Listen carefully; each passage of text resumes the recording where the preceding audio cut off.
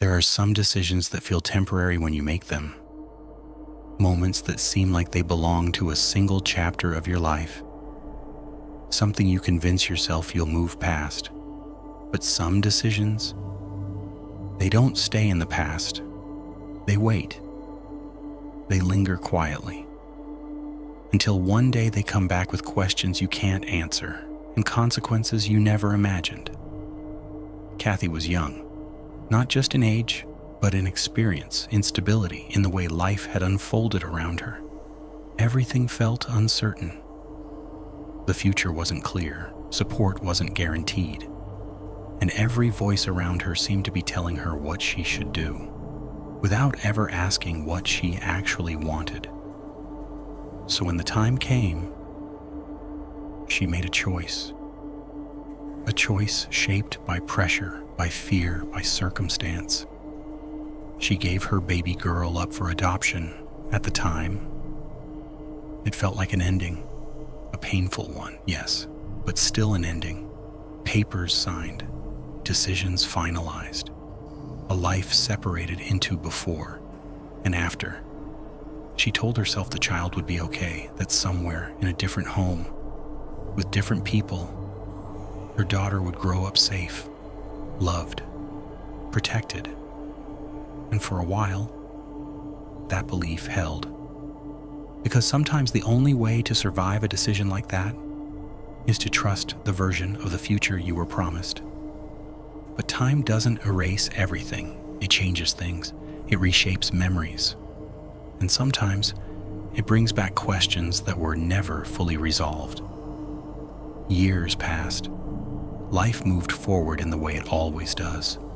Quietly at first, then all at once. New routines, new responsibilities, new versions of herself. But beneath all of that, there was something that never fully disappeared. A thought that would surface unexpectedly. A quiet wondering. A question without a clear answer. Where is she now? It didn't come every day, not even every year. But when it did, it stayed longer than it used to, and then, at some point, the wondering changed.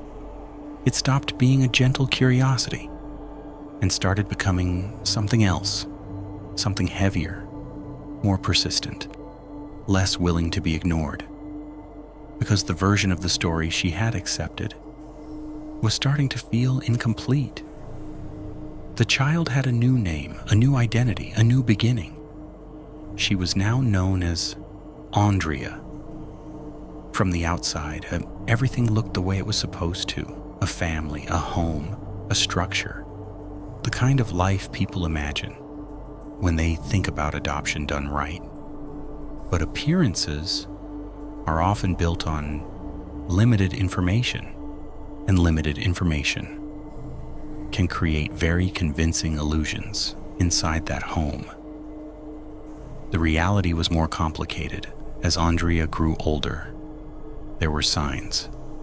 Nothing dramatic at first, nothing that would immediately trigger alarm, just small things, subtle shifts, moments that didn't quite fit the image of a stable, supportive environment.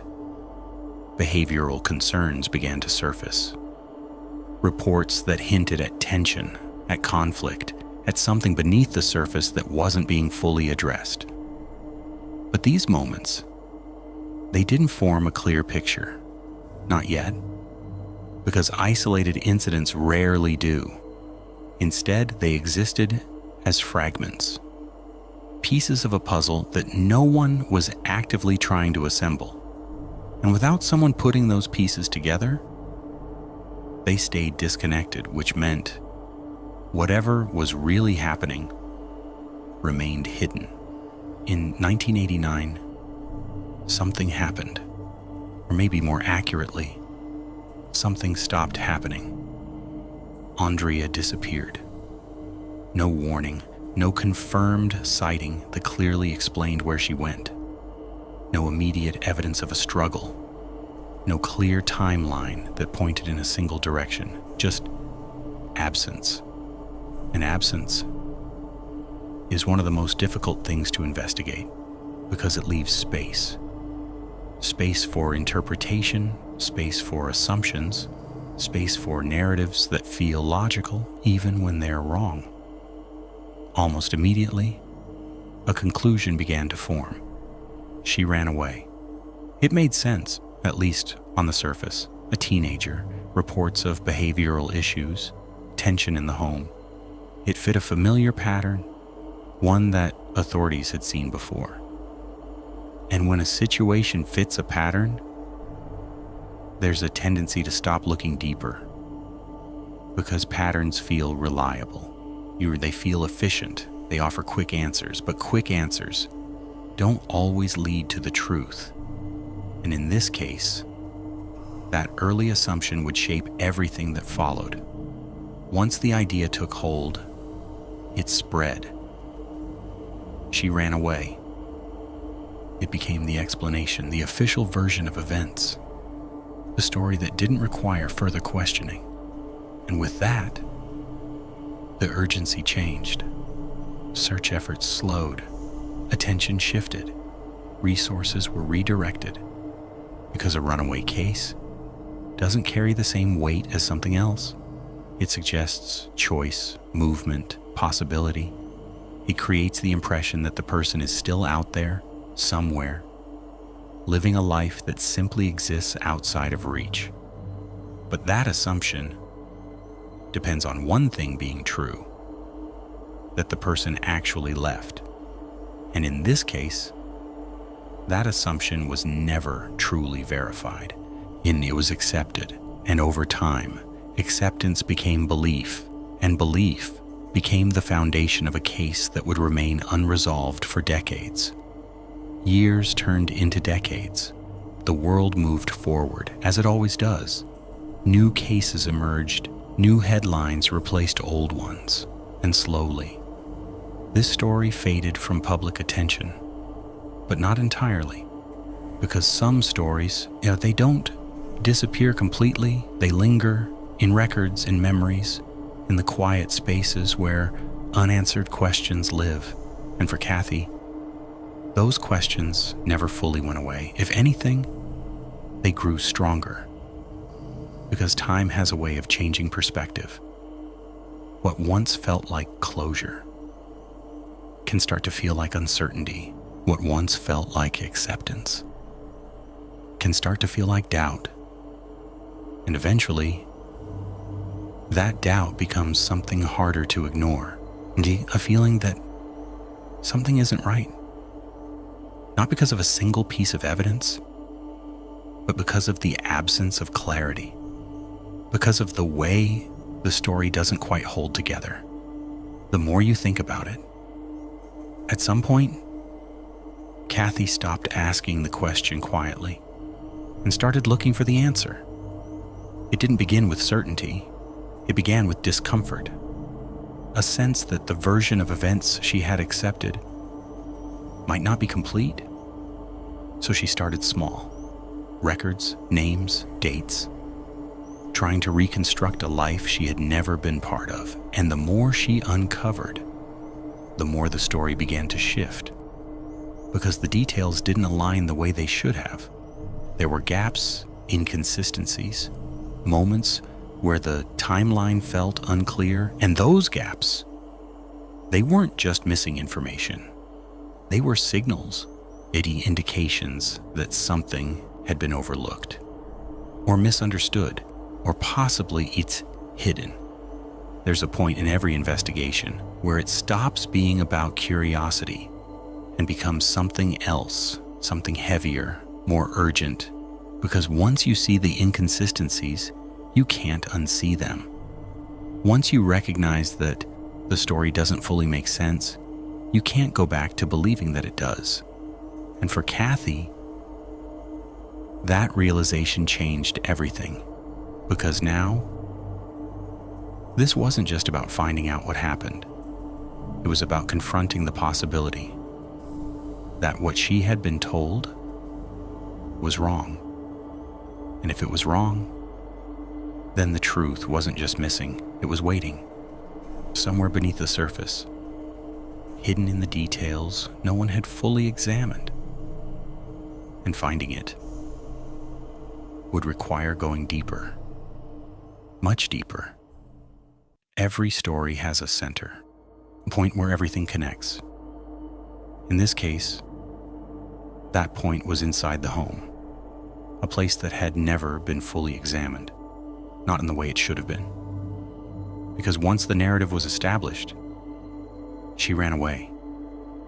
The need to look inward disappeared, but now that assumption was being questioned, which meant everything had to be reconsidered, including the people closest to her, especially the man who had been there the entire time, her adoptive father.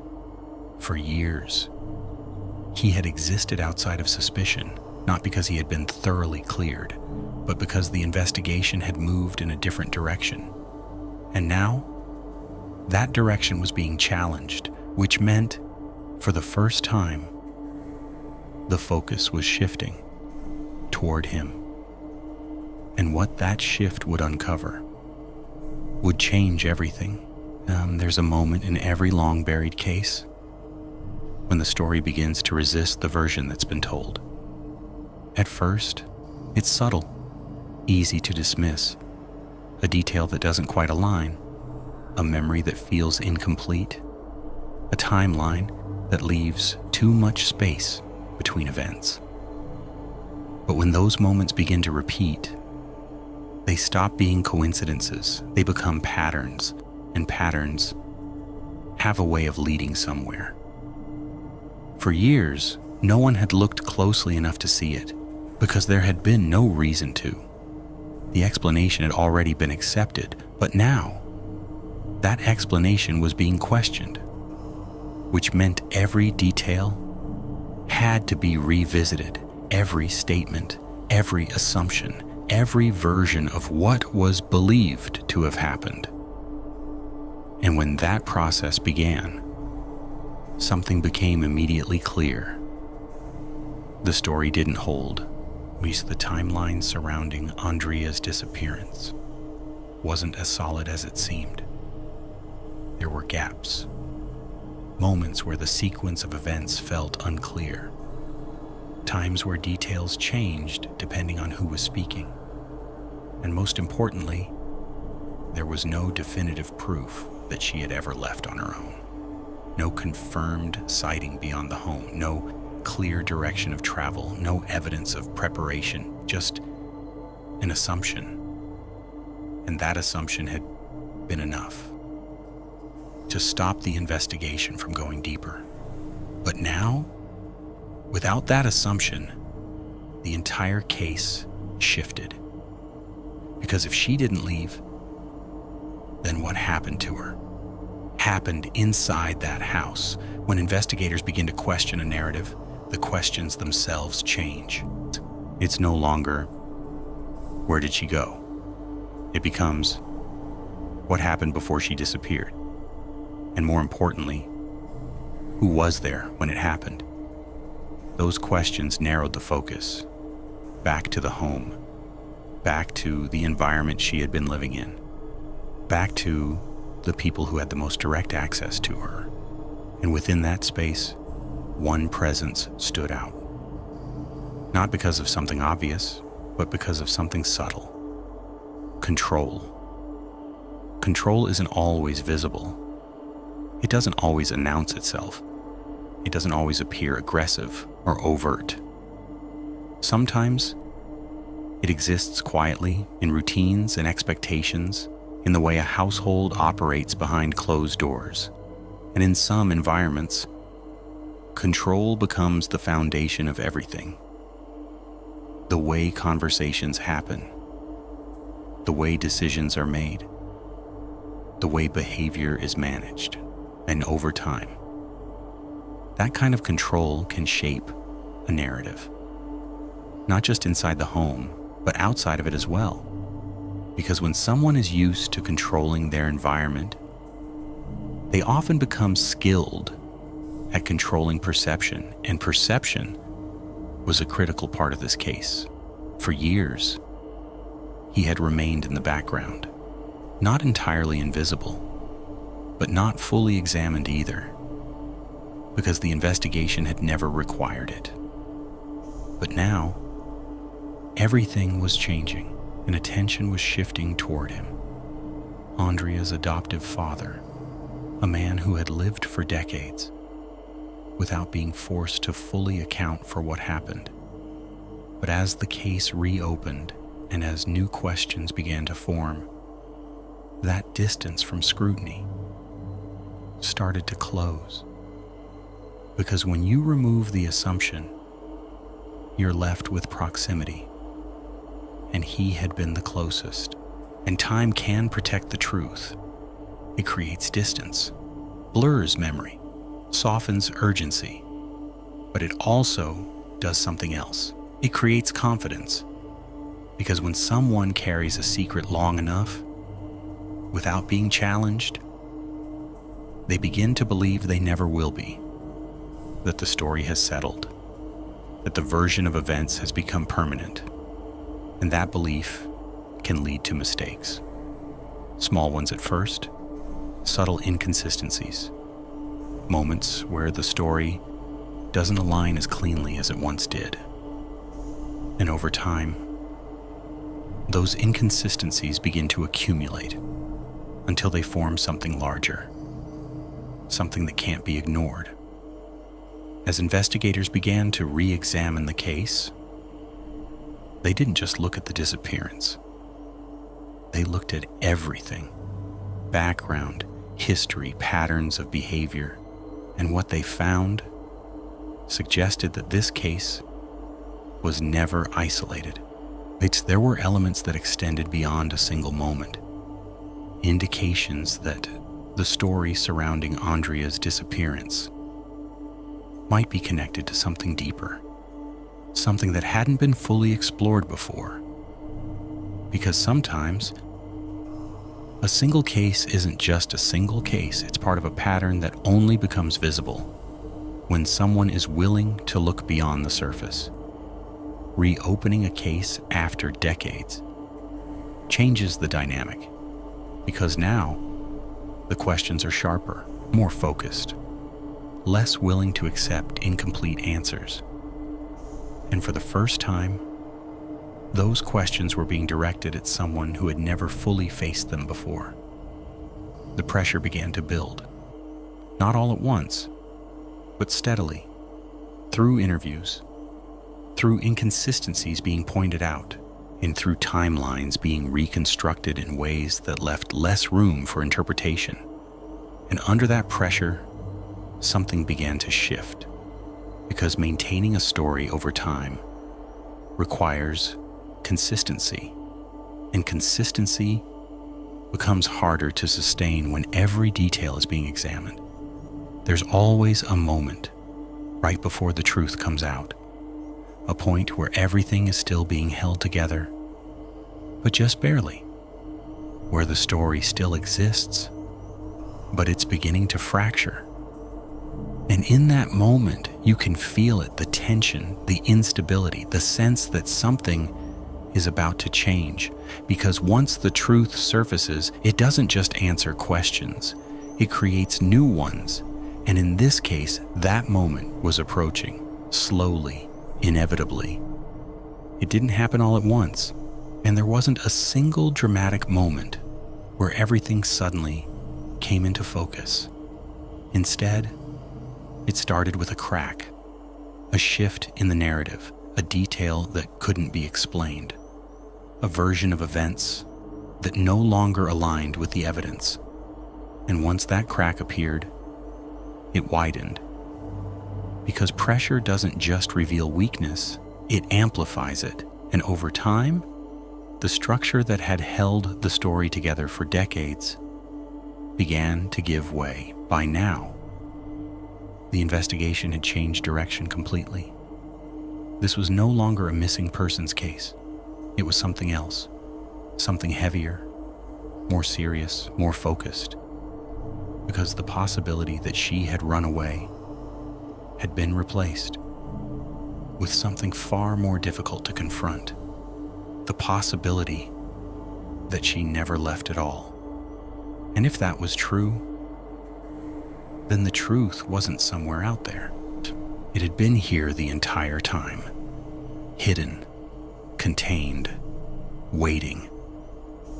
When a long-held narrative begins to collapse, it doesn't do so quietly. It forces a reevaluation of everything, every decision that was made, every assumption that was accepted, every moment where the investigation could have gone differently, but didn't. And that realization carries weight, because it means that for years, the truth was within reach, but just out of focus. By the time the pressure reached its peak, there was very little left holding the story together. The inconsistencies had been exposed, the timeline had been challenged, the focus had narrowed, and now there was only one thing left: the truth. And the person who had been closest to it all along was running out of ways to keep it hidden. Because when every version of the story has been tested and none of them hold, there's only one version left, the real one. And it was about to be revealed. There's a moment in cases like this where the search for answers stops being about discovery and starts becoming about confrontation, because by now, the investigation wasn't looking for possibilities anymore. It was closing in on certainty. The inconsistencies had been mapped. The timeline had been restructured. The assumptions had been stripped away.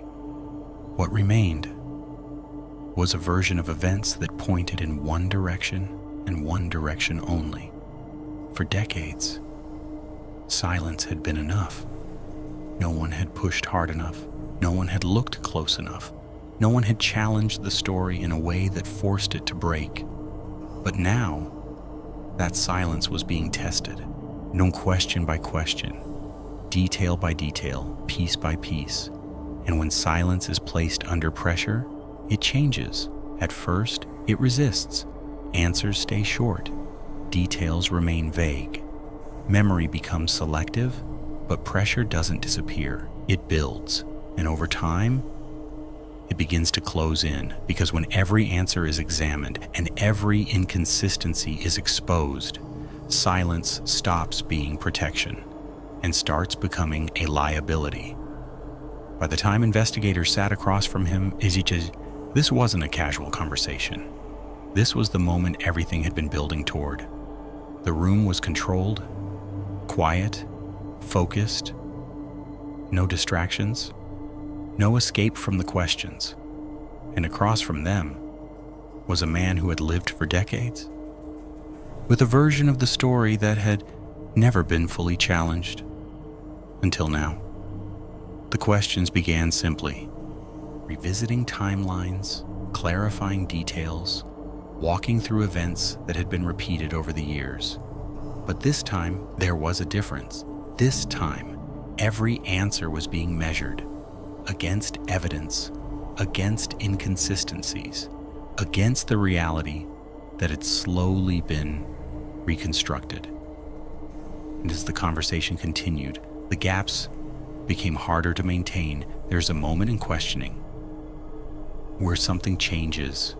It's subtle, almost unnoticeable at first, a pause that lasts slightly longer than it should, a response that feels less certain, a detail that doesn't align with what was previously said, and then another and another, until the pattern becomes clear. The story isn't holding, because maintaining a lie, especially one that spans decades, requires precision, consistency, and under pressure, that consistency begins to break. By now, the structure of the story was unstable. Too many contradictions, too many moments that couldn't be explained. And when investigators began to confront those contradictions directly, something shifted, because there is a difference between telling a story and defending it. And now, he wasn't just telling it anymore. He was trying to hold it together. doesn't happen the way people expect. There's no dramatic outburst, no sudden declaration. Confessions, especially in cases like this, are often quiet, measured, almost controlled. Because by the time they happen, the person giving them already knows the story can't continue. And in that moment, after years of silence, after decades of distance, he spoke. He admitted that Aundria hadn't run away when she never left. What happened to her happened inside the home, the place that had been assumed to be safe, the place that had never been fully questioned. He confessed that he killed her, that her disappearance wasn't a mystery, it was a crime, one that had been hidden behind a story that was never true. The details emerged slowly, not all at once, because the truth, after being buried for so long, doesn't come out clean. It comes in fragments, moments, actions, decisions, each one adding weight to what had already been said, each one confirming that for over 30 years, the reality of what happened had been completely different from what people believed. A confession doesn't end a case. It transforms it. Because once the truth is spoken, it creates a new responsibility to verify it, to confirm it, to find what was hidden. And in this case, there was still something missing. Aundria, because knowing what happened was only part of the truth. Finding her was the rest. After the confession, the focus shifted again from questioning to locating, because the truth had pointed to a place, a location that had remained untouched, unquestioned for decades. Search teams moved in carefully, methodically, because this wasn't just a search. It was an excavation of the past, an attempt to recover something that should have never been hidden. And then they found her after 30 years of absence, of uncertainty, of a story that had never been true. Aundria was finally located, not where people thought she might be, not somewhere far away, but exactly where the truth had been all along. Hidden. In that moment, everything changed. The case was no longer open. The questions had answers. But those answers carried weight, because they didn't just reveal what happened. They revealed how long the truth had been hidden, how easily it had been overlooked, and how a single assumption had allowed it to remain that way. For Kathy, the truth was no longer abstract. It wasn't a question anymore. It was real. Her daughter was never out there, never living another life, never waiting to be found. She'd been gone for decades, and the truth had been within reach the entire time. That realization doesn't come with relief. It comes with something else, a mixture of closure and loss. Because knowing what happened doesn't change the outcome. It only changes the certainty. And your people often think that a confession brings peace, that it resolves everything. But in reality, it does something more complicated.